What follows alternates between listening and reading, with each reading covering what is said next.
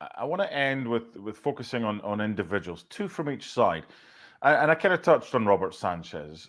How on earth is he deemed Chelsea's number one right now when he was a guy who was deemed surplus to requirements at Brighton? Obviously, got hurt, didn't end last season as the number one. They've spent 20 odd million on Philip Jurgensen, who was on the bench.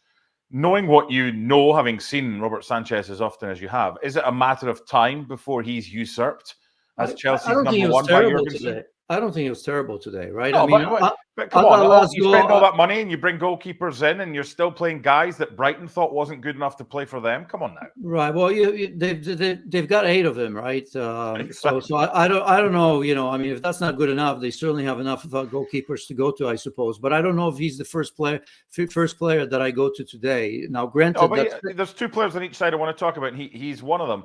Does he deserve to be Chelsea's number one? Well, Jorgensen is there, right? So we'll see. At the moment, I think he does because he's been there for a while. He was injured, right? And I think at this moment, the jury's out. But again, I'm not the one that's going to go to Robert Sanchez at this moment. For me, he has to play himself out. Okay. The other player from Chelsea before we got into Manchester City, Nico Jackson. Now, you and I both saw him at Villarreal. He was more of a forward coming in from the left-hand side. They've kind of tried to make him into a striker at Chelsea. They signed Mark Guehi, probably on the back of scoring on his debut in a game I commentated on against Athletic Bilbao. Good player, but come on, if that's the best that they can do as a replacement for Nico Jackson, it just seems they've got so much money and they're just spending it on the wrong players. What about Nico Jackson? What's your thoughts on him as the man who's supposedly tasked with leading the line? Because he did all right as far as goals are concerned last season, but today he wasn't great. Yeah, but at the very least, you can say he was dangerous, right? We've mentioned already that situation where I think it was Cole Palmer that had the shot and Ederson spilt it, right? And he was in an offside position. He's got to know better because he's looking across the line, and he had a couple of chances, and mainly, the other big one was, from 5 yards out at Ederson. Although, as I said, it wasn't an absolute sitter.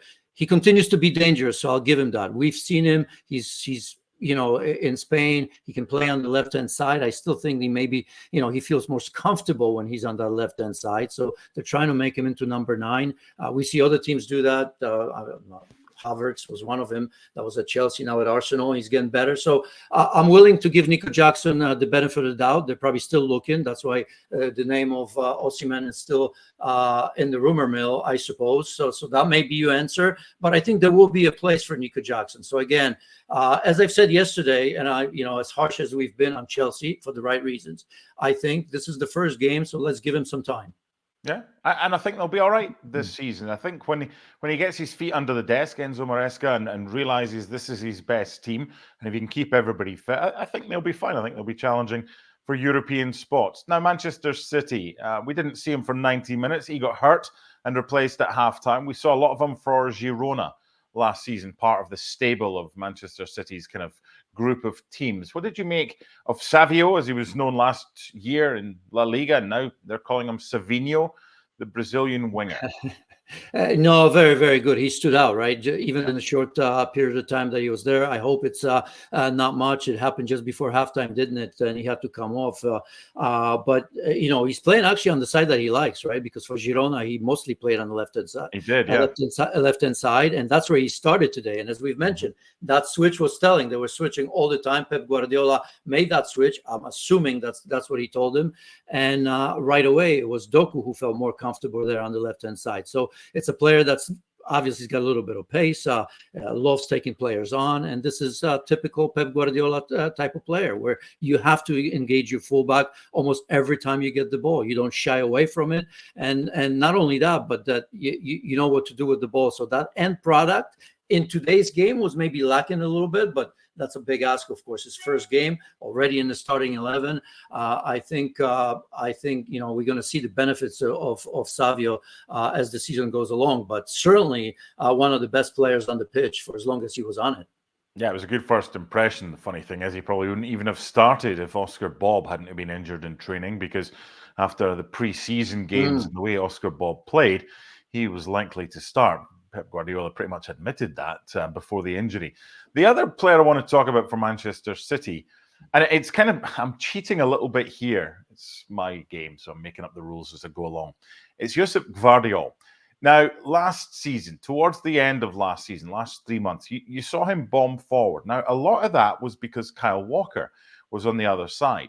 But in pre-season, where they did exactly the same, when they're in possession, it's 3 at the back and 1 fullback moves into midfield. When they have lost the ball, it becomes a back 4. So with Gvardiol, we saw him get forward a little bit today. But when Rico Lewis plays on the right-hand side, he seems to be the one that's getting forward a little bit more. But they've got themselves a star in Gvardiol. How did you think of his performance today? And do you agree that he's going to get more license to get forward when Kyle Walker is the opposite fullback on the other side rather than Rico Lewis? That may be the case, although today I think it was a conscious decision by Pep Guardiola because when you have Cole Palmer on that side and Malo Gusto, who always goes forward, right? No matter what the game and no matter what the opponent, I think, when you have a situation like this where Rico Lewis needs to come inside because without Rodri, it's a little bit different, right? And obviously Kovacic, for the most part, was playing that lone position number 6 with, of course, Rico Lewis being tasked with coming inside. So I think given the fact that Rico Lewis was playing today, not Kyle Walker, he was coming inside and what he had to deal with on his side, I think it's a conscious decision, not a decision made by the way the game was played out, not a decision made by Gvardiol. I think it was a decision of the coaching staff to keep him home just a little bit. But we've seen him in European Championships where he was playing as a center back, right? I think at least in the beginning, I think might have switched later on. It's a big man, obviously, with soft feet who can go forward, play a big role, good strike from distance, as we saw last year. What do you have, 3 or 4 goals towards the end of the season? Obviously, a good cross, very strong, big, great timing on his tackles. The typical Pep Guardiola defender who's first and foremost excellent 1v1, big body, which like Akanji, like Ruben Dias, Pep Guardiola likes, even Nathan Ake, maybe not as big as some of the ones that I've mentioned, but we forgot about him. He was on the bench today as well. So, it almost seems like normal service resumed by Manchester City without having to be excellent or anywhere near being excellent and game fit right now. So going away to Stamford Bridge, easy 3 points. Thank you very much. Who misses out when Rodri's available and starting again? Now you threw curveball at the end.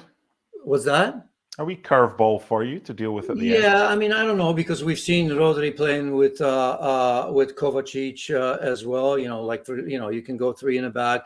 Maybe without Rico Lewis. So I mean, there's all kinds of combination. We've seen so many from Pep Guardiola. It depends on availability as well. There's always going to be those injuries. There's going to always be rotation in wide areas right now. So. Yeah, I mean, I don't think Kovacic misses out because we've seen those two playing together. And Bernardo's always someone that goes. He kind of goes under the radar, but he shouldn't because he's such a good player. Yeah, well, I mean, last year was a lot easier. Those decisions are very often made for the manager, for Pep Guardiola, right? I mean, De Bruyne wasn't there for long periods of time. You have injuries everywhere, so. I don't think I have a straight answer, and I promise you, if you ask that question, Pep Guardiola, he'd probably struggle with that as well. Probably. Final question before we wrap Sunday's ESPN FC live up. I'm going to allow you a mulligan here. I'm going to allow you the far too early hot take for both Chelsea and Manchester City. And if you get it wrong, then no one cares because we've only seen such a small sample size of action, just 90 minutes for both. But after one game, give me your hottest of hot takes with no need to worry about any recompense. First of all, Chelsea. Well, it's an easy one, right? Enzo Maresca, is he going to last till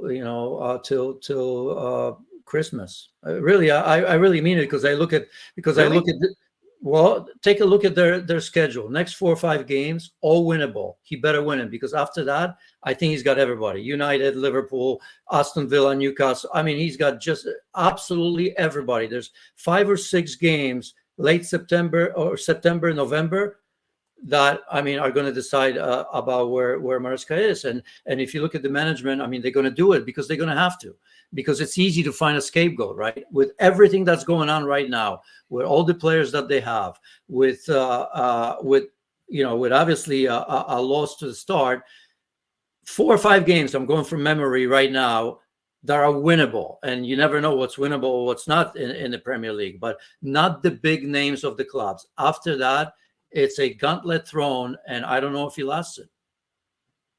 Your hottest of hot takes after 90 minutes of the season for Manchester City? For Manchester City, I don't have a hot take. For me, they're the champions once again. They're going to win it for the 5th time, barring decisions from the Premier League when it comes to the 115 charges, right? If that comes during the season, you'd have to imagine that Chelsea are going to pay the price. What price that is, I don't know. But at the very least, they're going to be docked points. And with the way Arsenal has played last season, already with a win, obviously a steady Arsenal team, very much the same as they were last year with an additional Calafiori. So, any points docked are going to be an issue for Manchester City. So 2 scenarios because they're obvious. I think we've done well to get 24 minutes out of not the best game in the world, don't you? That was absolutely terrible. We should have said that from the beginning. I mean, it was the worst game I've seen in a long, long time. It almost felt like it was preseason in the United States. I was about to say that. It was like a continuation of the preseason tour. In the United States, but I couldn't even say that because it was 4-2, if you remember, in Columbus. Yeah. Erling Haaland with a hat trick, and at least we had goals in that game. So that game was much better than this one. And that's the thing, having seen that in pre-season and seen the 4-4 at Stamford Bridge in November, you're thinking, yeah, this could be really tasty. And it wasn't, but City don't care. They won by 2-0, and the defence of their title as they seek 5 in a row is off to the perfect start. Bye for now.